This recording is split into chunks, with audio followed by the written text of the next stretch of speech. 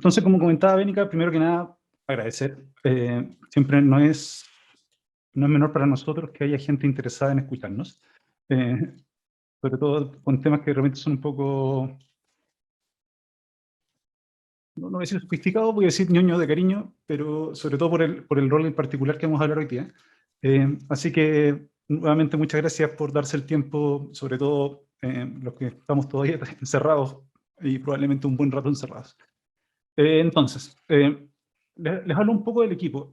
Punto Lab somos un conjunto de profesionales que trabajamos principalmente en la industria de la arquitectura, ingeniería y construcción, pero que además de eso estamos altamente ligados a la enseñanza y sobre todo a la implementación como de tecnologías relacionadas a esta área. Históricamente hablando, desde antes de Punto Lab y en Punto Lab estábamos acostumbrados a enseñar estos temas relacionados a BIM de manera presencial.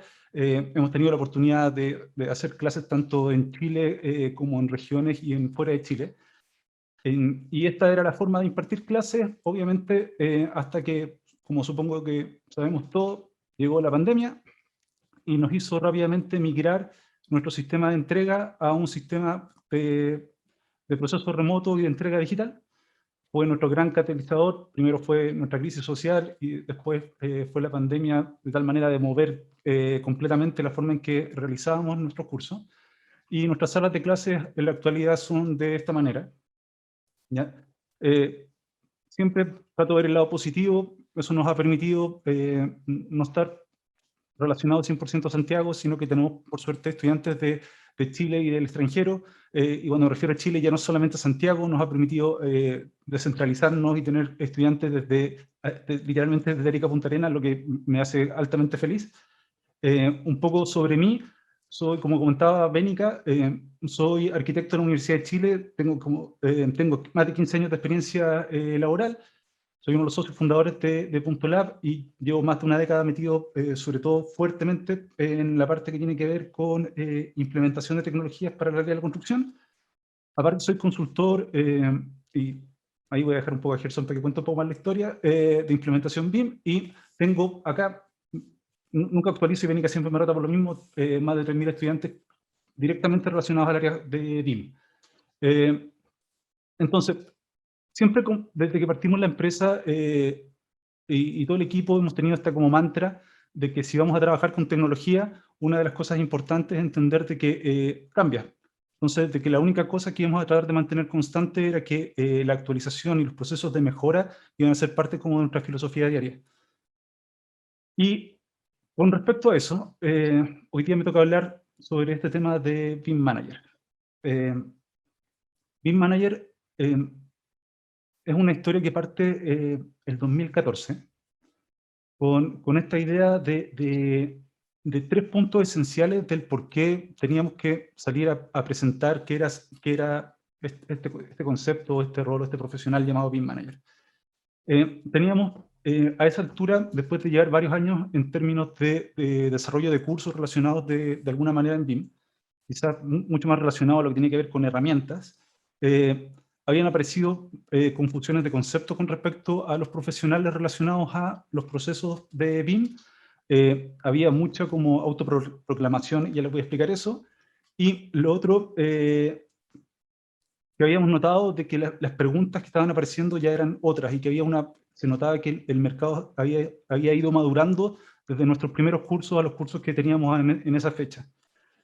Entonces, la primera idea del por qué en el fondo tener que presentar y hablar acerca de este rol era, como les comentaba, acerca de la confusión de roles. Nosotros, nuevamente, remontándonos al 2014, hacíamos cursos sobre todo relacionados como a Revit. Mucho de modelar en Revit y llevamos bastantes versiones de coordinación a través de Revit. Que no hablábamos de coordinación 3D, sino que básicamente hablábamos como de coordinación digital. Y lo que empezó a ocurrir es que muchos de los estudiantes que tomaban ese tipo de curso nos preguntaban si por haber tomado un curso de Revit o por tomar un curso de coordinación, ellos eran BIM managers. Nosotros, nuevamente, desde estómago les decíamos que no, que eso era otra cosa, que en el mejor de los casos la gente de coordinación estaba perfilándose como alguien que iba a coordinar, por ende iban a ser coordinadores, pero entendíamos, nuevamente desde algo muy difuso, de que no era un BIM manager per se. Lo otro que empezó a ocurrir con respecto a ese mismo concepto es que empezaron a abundar en las páginas de trabajo o de mismo LinkedIn, personas que se autodefinían como BIM managers. Ahora, no sé si toda Latinoamérica, pero por lo menos a Chile le encantan estos conceptos como en inglés, que pareciera como que le hace subir el pelo a las cosas. Y cuando algo se pone como de moda, como un concepto como BIM Manager, se incrementó de manera absurda la cantidad de gente que se autoproclamaba BIM Manager. Nosotros todavía, sin muchas herramientas para poder decir no, entendíamos que nuevamente mucho de esto estaba relacionado a la gente que decía que sabía herramientas. Y por lo mismo entendíamos que todavía no teníamos mucho la capacidad para decir, usted sabe una herramienta en particular, no debiese ser entendido como BIM Manager, entonces nos generaba ese como cuestionamiento. Y el tercer punto, que era importante para nosotros de discusión con respecto a BIM Manager, era que las preguntas se habían vuelto mucho más precisas o mucho más técnicamente profunda o con respecto al desarrollo como de la empresa alrededor de BIM. Entonces empezaron a aparecer preguntas con respecto a capacidades de colaboración entre distintas plataformas, a capacidades por ejemplo, poder trabajar con sistemas de nube de puntos, de hacer rutinas, de cómo colaboraban con otras disciplinas, cuál era el proceso de generar protocolos, qué cosas se podían hacer con BIM, realmente aparte de lo que ya se les había presentado. Entonces empezábamos a notar que la madurez del mercado era otra. Ya nos estábamos saliendo de este profesional que solamente le interesaba saber cómo hacer elementos de construcción en un programa como Revit. Entonces, dada esta idea, dados esos tres puntos, decidimos dedicarle tiempo a investigar. Y, y si mal no recuerdo, alrededor como de 6 meses, nos pusimos como estos objetivos de tratar de entender qué era un BIM Manager en términos de sus alcances, capacidades y responsabilidades. Y definimos como objetivo de esa investigación de que íbamos a tratar de entender para qué se necesitaba. O sea, si en el fondo creíamos que en muchas empresas internacionales lo estaban pidiendo, debiese haber como una claridad del por qué se necesita. Entonces teníamos que levantar el por qué. Del mismo tiempo, de entender cuáles eran estos requerimientos que en el extranjero se estaban formulando para definir un BIM Manager. O sea, ¿qué le pido yo cuando quiero contratar a alguien como bajo este rol? De la misma manera que este punto 2 y este punto 2b, que eso implicaría poder distinguirlo con respecto a otros roles BIM. O sea, por ejemplo, diferenciarlo de coordinación. Decir, mira, ¿qué es lo que hace un BIM Manager y qué es lo que hace un coordinador? Que, nuevamente, en el 2014 no teníamos claridad como para defender eso. Y el punto 3 era, después de haber definido este profesional y su requerimiento, cómo nosotros podríamos generar una ruta de aprendizaje de tal manera de poder capacitar a un profesional en las necesidades que implicaba este rol en particular. Así partimos en 2014. Entonces, con esas ideas, definimos la necesidad del rol, definir el rol en sí y desarrollar una ruta de aprendizaje como estos tres grandes objetivos. Entonces, el primer punto, que es la necesidad del rol. Nosotros entendíamos, nuevamente desde estómago en esa fecha, de que BIM estaba siendo sobresimplificado. O sea, era un... No, no, no quiero hablar de metodología, porque literalmente no utilizábamos esa palabra en esa época. Lo que sí entendíamos es que la mayoría del mercado que quería implementar BIM lo simplificaba como a una herramienta o un software que permitía como automatizar procesos y que básicamente venía a reemplazar a los seres humanos y que les iba a facilitar la vida de tal manera de que yo instalaba BIM y básicamente podía ver cómo el computador hacía cosas que antes hacía yo. Así nuevamente como caricaturizando, pero es un poco así realmente cómo se veía el problema. Se sobresimplificaba en términos de cómo se aprendía, de que se podía aprender solo, de que obviamente iba a ser mucho más rápido de lo que yo hacía antes, de que el programa ubicaba solo, o una de las cosas que a mí me daba risa era como cuando llegaba un problema a obra, era como cómo el BIM no lo había detectado. O sea, era como otro personaje dentro de los actores que tenía ciertas como actividades por hacer, que tenía una capacidad autónoma de ejecución. Entonces, empezamos a entender de que Vim había sido llevado como esta idea de que era out of the box, que en fondo, como les decía, se compraba como una caja, se instalaba y quedaba todo listo. Entonces, la formulación de implementación de Vim en esa época era que yo, en el mejor de los casos, compraba Revit, tomaba un curso lo más corto posible y estaba listo para enfrentar el mundo con respecto a Vim. Ahora, de las experiencias que nosotros llevábamos y que básicamente entendíamos del mercado, y estamos hablando de un mercado que venía desarrollándose como desde el 2005-2006 en términos a estas formulaciones de implementación de esta tecnología para la industria, las empresas fracasaban. Y básicamente no lograban hacer como el salto del cambio de sus procesos y básicamente volvían a lo que hacían antes. O sea, invertían el esfuerzo, muchas veces compraban la licencia y muchas veces literalmente esas licencias terminaban guardadas porque no lograban el retorno de inversión que suponían. O sea, se dan cuenta que no eran capaces de llegar a los entregables que tenían que entregar o a las fechas que antiguamente entregaban, entonces preferían desechar el proceso y volver a lo que hacían antes.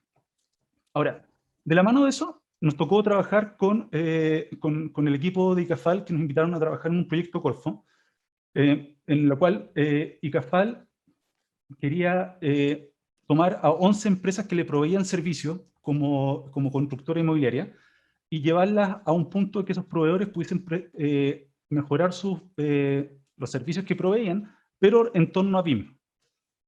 Entonces, nos planteaban de que pusiéramos una vara de en qué punto esos proveedores estaban y qué es lo que les faltaba a los proveedores para poder llegar a esta condición como ideal de proveedor BIM, que era lo que definíamos en ese momento. La sorpresa para nosotros, dentro de esa investigación, era que la mayoría, o sea, literalmente, de las 11 empresas que levantamos, 10 empresas no tenían levantamiento de procesos. O sea, uno iba, los entrevistaba y les preguntaba cómo hacían lo que hacían. Y básicamente era un relato que muchas veces cambiaba de persona entrevistada a una, persona entrevistada a dos, o muchas veces no tenían mucha claridad de cómo sacaban todas las cosas porque cada uno de los actores tenía una visión muy sesgada de cómo la empresa funcionaba. Entonces, no había ni una parte de ese levantamiento, excepto en una, que tenía de hecho una ISO, como el levantamiento del proceso para poder desarrollar todos los entregables y los bienes que ellos proveían. Lo que nos llevó básicamente a las conclusiones de que en todo lo que tenía que ver con flujo de trabajo y condición de estandarización de procesos, esas empresas no lo tenían.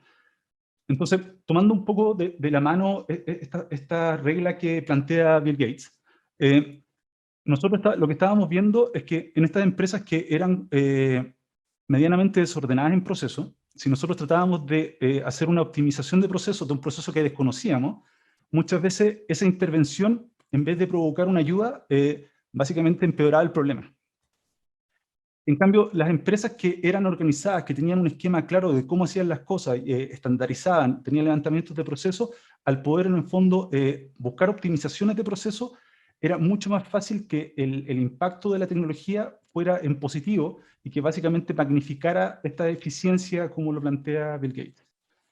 Entonces, la conclusión, nuevamente, estamos hablando del 2013 en este caso, era que BIM no se implementaba solo. Y que BIM no era Revit, nuevamente una cosa que hoy día suena súper obvio, creo que hasta el 2018 la gente lo creía, y que básicamente tener el programa, o sea, el software, no era tener el proceso, ni los profesionales, ni la infraestructura. Entonces, era entendible que se cayera el proceso como de implementación porque era una parte muy sesgada del problema el tener básicamente el software más. Entonces, dentro de esta como búsqueda de poder implementar, lo que hicimos fue tratar de levantar lo que en los distintos mercados internacionales más maduros con respecto a la implementación de BIM proponían como buenas prácticas para implementar BIM. Entonces, habían algunas ideas súper simples que básicamente las cruzamos para hacer esta tabla como de resumen.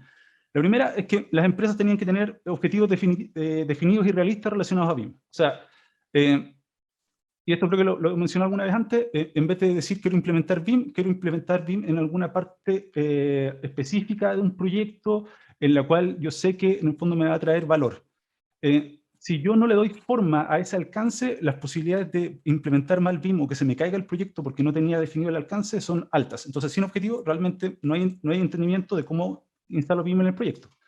Lo segundo es que la dirección de la empresa, o sea, todos los agentes tomadores de decisiones de la empresa deben creer en la implementación de BIM, cosa que muchas veces cuesta, pero si yo no tengo un actor que toma decisiones que en el fondo pueda dirigir hacia abajo la necesidad de implementar BIM y que lo ponga como algo que es prioritario, es muy difícil implementar BIM.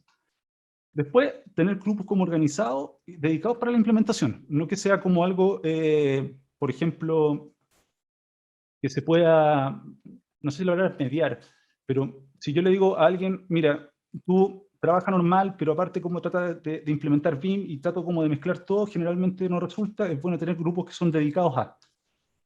Eh, lo cuarto que proponían era que hay que explicarle a todo el equipo de que esto trae costos. Y eso implica desde la jefatura, de que va a implicar probablemente costos de licencia, que es lo más obvio, pero realmente software, o costos relacionados a infraestructura como la red, o anda a saber qué otra cosa, más posibles capacitaciones o hasta consultorías o contrataciones. Pero el quinto y último punto es el que le quiero dar como, y me gustaría que, en el fondo, es el que nos termina como enganchando con el tema. De las buenas prácticas, una que era transversal era la idea de que internamente hubiese un profesional de la empresa con conocimiento amplio en BIM para ser soporte activo y líder de la implementación al interior de la empresa. O sea, proponían de que yo tuviese a alguien que entendiera el problema y entendiera la empresa y que básicamente organizara todo lo que tenía que ver con la implementación. Entonces ahí entendimos que por eso muchas empresas de alto calibre solicitaban este rol en particular para poder guiarlos en todo este proceso de poder echar a andar BIM dentro de la empresa. Entonces, ahí encontramos la justificación perfecta de por qué era necesario el rol. Ahora, ¿cómo lo definíamos? Entonces, nuevamente hicimos matrices de cosas que se solicitaban como en general. Por un lado, siempre solicitaban de que tuviese claridad con respecto a qué cosas se podían hacer con BIM. Eso implica desde utilización de herramientas y administración de la herramienta a cosas como, y esto muchos de los requerimientos decía como que entienda 4D, 5D, 6D, 7D, cosa que creo que también he repetido más de alguna vez, nunca me gustaron las D porque partiendo desde las 6 en adelante, como que dependiendo del autor, siempre cambian de definición. Prefiero siempre hablar como de uso BIM, que es mucho más claro las distintas actividades que se pueden hacer relacionadas a BIM, y que tuviese capacidad de definir entonces el alcance de BIM en un proyecto. Lo otro que le solicitaban a este rol era que supiera mucho acerca de tecnologías de la información, por ejemplo, plataformas relacionadas a instalación de software, mezcla entre programas. Si yo, por ejemplo, hoy día quiero migrar al nuevo Windows 11, eso, saber si se puede o no se puede para las herramientas que estoy utilizando, saber si eso va a afectar al .NET que actualizado para la versión, por ejemplo, de Revit que estoy utilizando. Ese tipo de cosas que son muy técnicas eran parte de los requerimientos que se les solicitaban a este rol. Además de tener dentro de su, como actividades habituales, el hacer evaluación de nueva tecnología. O sea, por ejemplo, nuevos programas que salgan, no quedarse encerrado en las herramientas que utiliza, sino investigar si hay algunas herramientas que puedan optimizar a las actividades que desarrolla la empresa, de tal manera de poder ganar nuevamente beneficios a partir de la implementación tecnológica. Otro punto era que este mismo personaje, aparte de saber de software, iba a tener que saber de hardware. Y eso implica de que era la persona que se le consulta, oye, mira, para la nueva versión de ArchiCAD, por ejemplo, ¿qué computador necesito? Si necesito un computador con esas características que entienda a qué se refiere la RAM, a qué se refiere el procesador que va a trabajar, cuánta tarjeta de video necesito para que esta cosa funcione bien. Ese tipo de preguntas son parte de las típicas preguntas que uno le hace a un BIM manager. Además, creación, configuración y mantenimiento, por ejemplo, de librerías de objetos para la compañía, el poder vincular el programa que utiliza con otras plataformas. Por ejemplo, el poder, un segundo acá.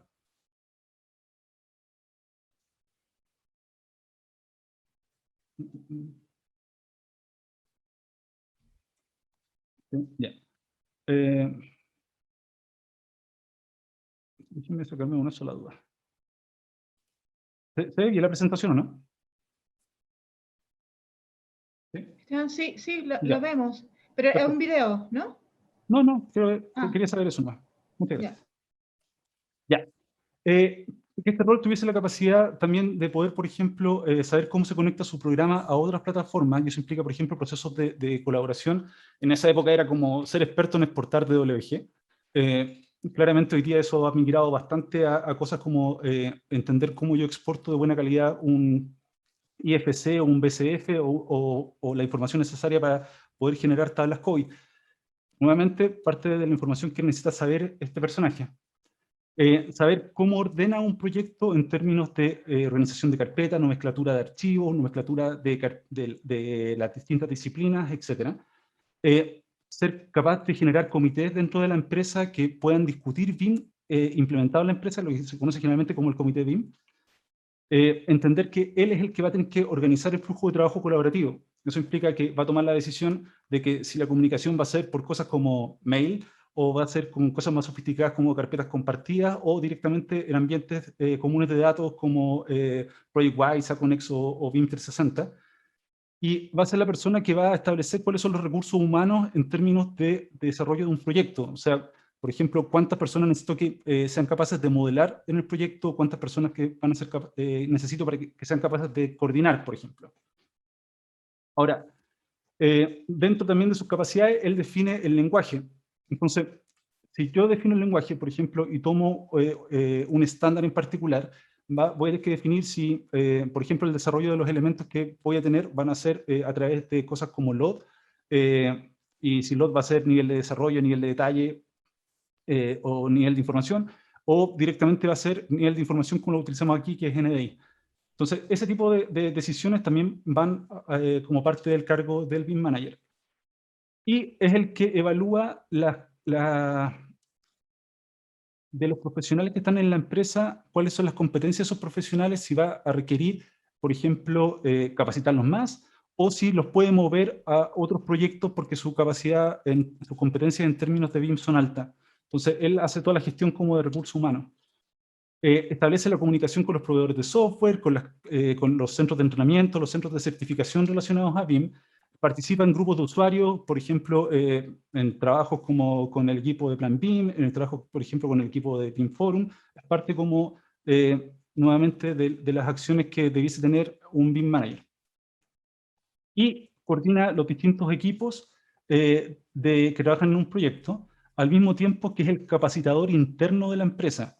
Eso implica que yo espero que si, por ejemplo, hay una herramienta nueva o alguna particularidad que hay que enseñarle al equipo, él tiene capacidades de poder funcionar como un profesor interno y pueda entregar conocimiento al resto de sus compañeros.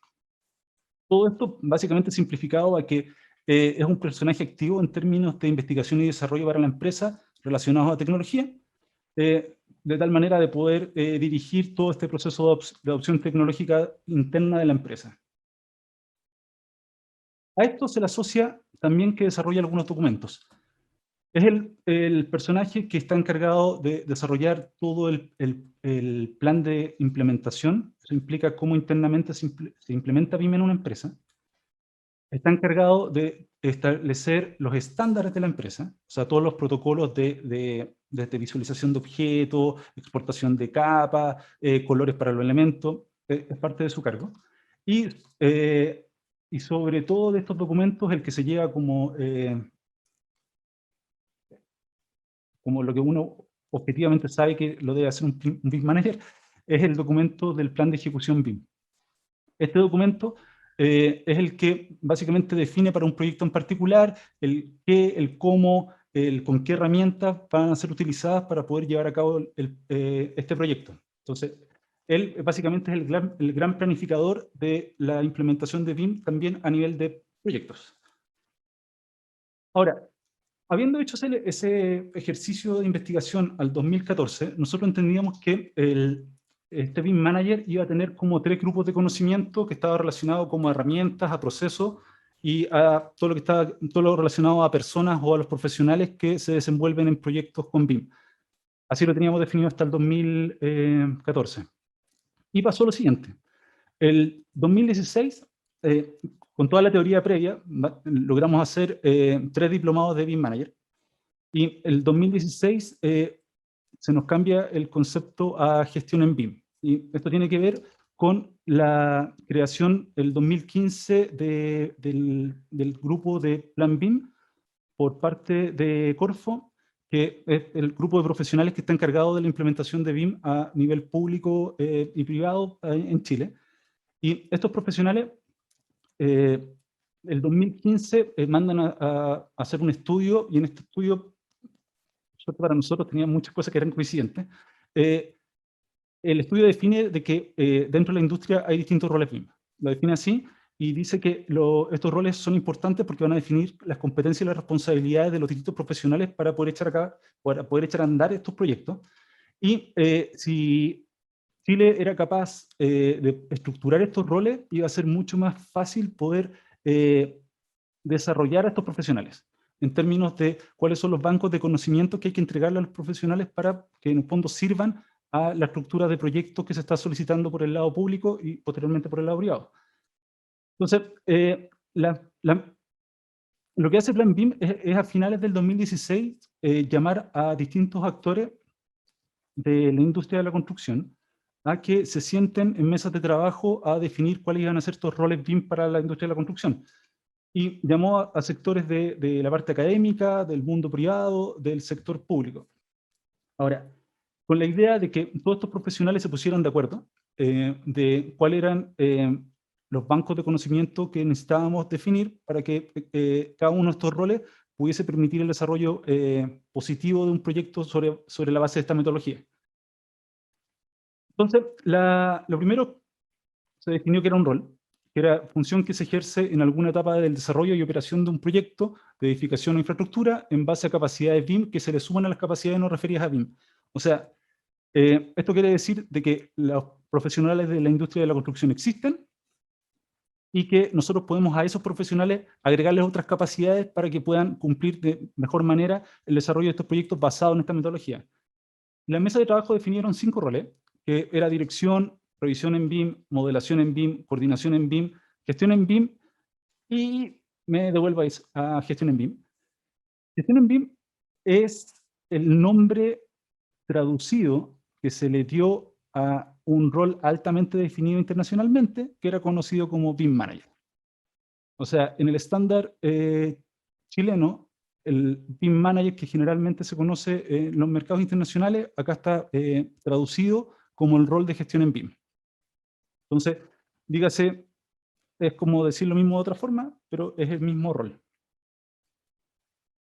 Y en el caso de la matriz de roles chilena, se definió que gestión en BIM es el rol de liderar la planificación, desarrollo y administración de recursos humanos y tecnológicos para la implementación y actualización de la metodología BIM en una organización, un proyecto o en la administración de un activo, definir el entorno de modelación, los estándares que se usarán, los modelos que se crearán, cómo se vinculan entre sí, cómo se ordenará y organizará la información de los modelos, la configuración de la estructura de tecnologías de la información y los protocolos de comunicación.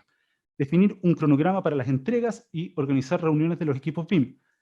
Las personas en este rol son el punto de contacto entre los gerentes de proyecto y los diversos coordinadores de un proyecto.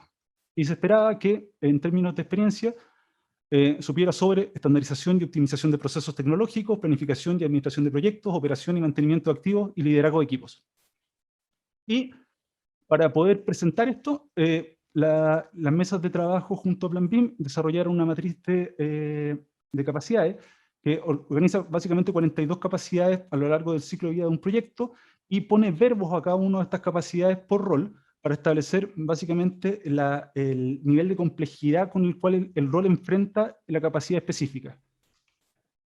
La matriz, como les comentaba, la pueden descargar directamente desde la página de Plan BIM o está en los anexos del estándar nacional chileno dentro, en la parte de biblioteca de la página de Plan BIM. Y organiza los roles BIM arriba, en la parte superior, las 14 temáticas del ciclo de vida del proyecto, en la cual están estas 42 capacidades, y después está el listado de verbos. Ahora, siempre me gusta aclarar de que lo que básicamente desarrolló la mesa de trabajo junto a Plan BIM es un listado como de objetivos de aprendizaje, pero en ningún caso un temario. Entonces, lo que uno debiese entender es que estos objetivos de aprendizaje, que son transversales para la industria de la construcción, pueden ser tomados por cualquier centro de capacitación, universidad u otro, y tratar de proponer el cómo lograr estas capacidades que se proponen en esta matriz. Entonces, cuando nosotros desarrollamos un diplomado acerca de BIM Manager o acerca de gestión en BIM, es nuestra forma de ver como propuesta de Punto Lab de cómo enfrentar estas capacidades solicitadas a través de la matriz. Ahora, la primera como gran cambio que hicimos es que dejamos los 3 puntos que teníamos antes y pasamos a tener 4. Entonces, habían 4 grandes grupos de conocimiento que era estandarización o estándares, procesos, capital humano y tecnologías. Entonces, básicamente lo que, por suerte no estábamos tan perdidos, lo que finalmente hicimos fue agregar estándares a este listado. Ahora, ¿cómo propusimos una ruta de aprendizaje? Acerca de este perfil eh, de calificación de BIM Manager internacionalmente, o como les comentaba, gestión en BIM dentro de Chile. No era tan fácil, siempre siempre que veo cosas complejas trato de buscar si hay un for dummies para tratar de darle explicación a esto. Lo que nosotros entendíamos a esa altura era que toda la responsabilidad de planificación y definición de métodos para los procesos BIM lo iba a desarrollar este profesional. Y que este profesional podía tener un listado gigante de requerimientos internacionalmente, pero que lo habíamos simplificado a estas como 4 áreas principales de estudio, que era gestión de procesos de los proyectos BIM, gestión de tecnologías para BIM, gestión de recursos humanos para BIM y gestión de estándares BIM. Entonces, ¿cómo propusimos el desarrollo de estas capacidades?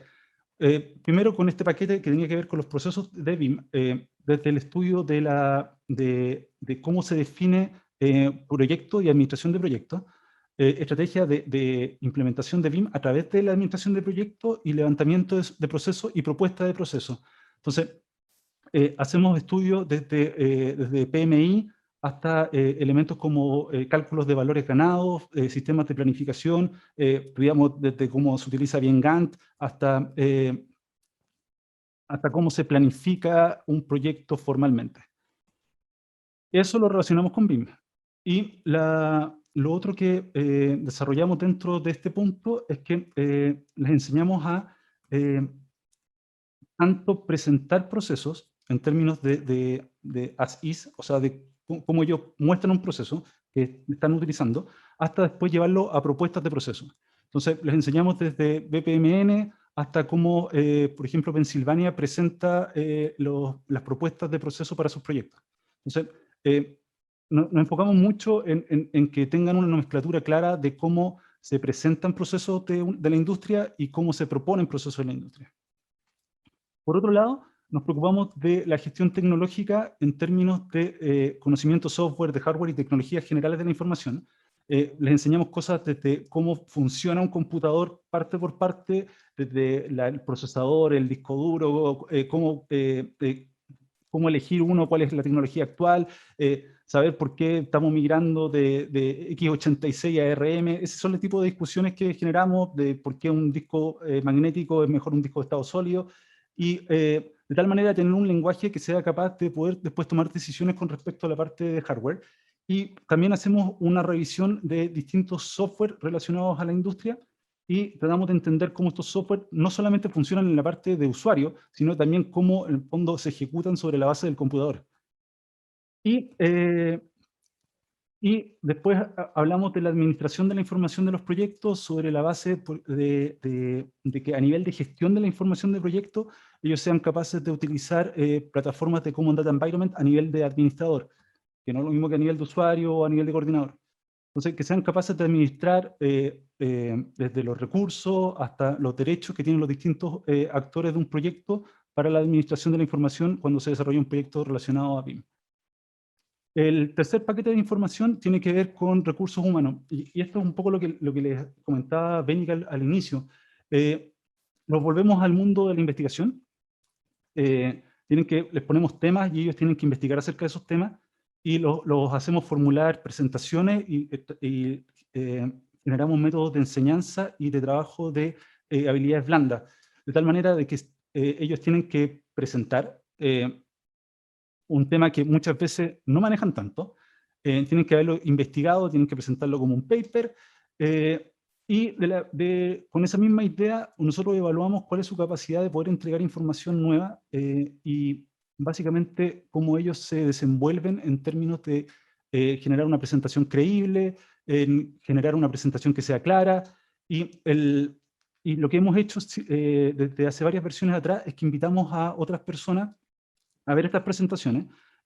Antes, cuando esto era presencial, las invitaciones eran como a la sala, pero lo bueno de esta metodología remota es que ahora podemos invitar a gente afuera de Chile, y hemos tenido la oportunidad de tener invitados de otros países que pueden ver las presentaciones y darles el input de cómo ellos están viendo su capacidad de poder transmitir información, que es una de esas habilidades blandas que son altamente relevantes en las definiciones de lo que es un BIM Manager.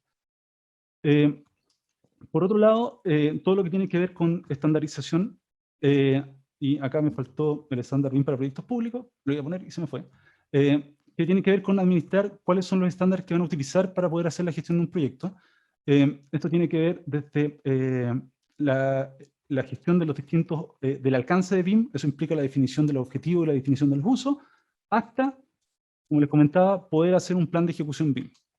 Entonces, una de las cosas que nosotros hacemos en estos módulos, por ejemplo, es navegar por los 25 usos de BIM propuestos por Pensilvania, que son tomados también, retomados por el estándar BIM para proyectos públicos, y lo que hacemos es bajadas prácticas. O sea, vamos investigando uso por uso y vamos viendo cómo ese uso hoy día puede ser realizado. Entonces, hacemos análisis energético, análisis lumínico, análisis de ingeniería, hacemos levantamiento de condiciones existentes, coordinación, etcétera, y tratando de ver cuál es la última tecnología propuesta para poder desarrollar ese uso. Entonces, tratar de dejar la parte como teórica y tratar de buscar ejercicios prácticos del desarrollo de esos usos en particular. Y la segunda parte de esto es que ellos tienen que desarrollar planes de ejecución. Entonces, toman proyectos propios o que hayan ya desarrollado y hacen el plan de ejecución sobre la base del estándar BIM para proyectos públicos. Lo único que sí, todavía estamos pidiendo de que igual nos presenten los procesos que ellos proponen sobre la base de la lógica de Pensilvania, que personalmente ha sido una de las cosas que a mí siempre me falta como dentro de la definición del PEP chileno. Entonces, hace la estructura completa del plan de ejecución del estándar definido por Plan BIM, pero además le agregan esta variable que es la definición de proceso. Ahora, sobre la base de esto, el diplomado lo propusimos, obviamente que hubo que cambiar todo lo que tenía que ver con la parte presencial que teníamos antes, lo llevamos por el problema de COVID a una entrega remota. Estamos haciendo lo mismo que hemos hecho con todos los cursos de Punto Lab, que se basan en nuestro sistema de administración de cursos en web, donde el estudiante en el fondo encuentra toda la información, encuentra las pruebas son diarias, ahí básicamente está la conexión soportada, o sea, la reunión donde uno ve el curso porque son sincrónicos, pero aparte quedan las grabaciones de las clases y las evaluaciones son automáticas, de tal manera que el estudiante pueda obtener rápidamente la nota después de terminada cada una de sus pruebas.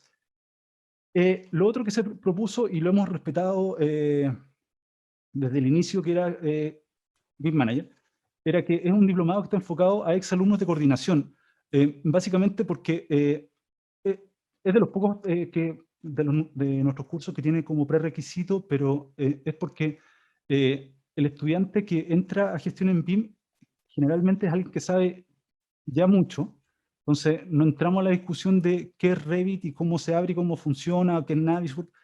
No es necesario que sea Revit, pero en términos como simple, no está enfocado directamente a aprender una herramienta BIM. Entonces, eso está como supuesto como que ya lo saben. Entonces, estos 4 ejes de conocimiento, que son procesos, tecnología, recursos y estándares, básicamente lo multiplicamos por 2, lo que nos da 8 módulos, y generamos 2 veces cada uno de esos temas repartidos durante el diplomado. Y sobre la base de las 5 versiones anteriores, ya hemos desarrollado 70 profesionales, más de 70 profesionales relacionados a la gestión de proyectos en BIM, y entendemos que la gestión en BIM es uno de estos roles que es difícil de poder desarrollar, y de hecho nos toma básicamente un año en desarrollarlo, porque es multifacético, no está solamente enfocado a esta idea de que es una persona que sabe mucho Revit, que es la sobresimplificación que muchas veces se le hace. Entonces, es alguien que sabe desde manejo de recursos humanos hasta que tiene capacidad de enseñanza o de investigación. Entonces, obviamente, desarrollar esas capacidades toma tiempo y expertise. Lo segundo es que nos enfocamos, como les comentaba, en estas 4 como pilares fundamentales de tecnología, capital humano, procesos y estándares, como ejes centrales en términos de gestión para este personaje, y que tienen un alto igual conocimiento técnico que es muy difícil poder ser llevado a cabo como de manera autodidacta. Entonces, nosotros entendimos que si ya era muy difícil generar roles como el de coordinación, este es un rol que aún tiene más expertise técnica porque tiene que saber algunas cosas que no son del común del diario de alguien de de la construcción, sino que muchas veces son de alguien que es de alguien relacionado a TI, o de alguien que sabe de programación, o de alguien que en el fondo ejerce como project manager. Entonces, sobre la base de esto, siempre hemos considerado que nuestro trabajo es dar una propuesta de temario, analizarlo y tratar de mejorar, y esta es como el discurso de las últimas versiones. Y lo que queremos presentarles a ustedes es 2 casos de 2 estudiantes y parte del equipo de Punto Lab, de cómo ellos han enfrentado la gestión en BIM desde la práctica y desde el trabajo en una oficina en particular. Entonces, nuevamente decirles gracias tanto a los que escuchan como a nuestros invitados, que por un lado, Gerson González les va a hablar acerca de la modelación en BIM en arquitectura desde la enseñanza, ups, le cambié el nombre de la presentación, quedó mal. Sorry, Gerson. Y Fernando Orellana, que va a hablar desde la perspectiva de la gestión de BIM en una organización. Entonces, muchas gracias y los dejo con Benica.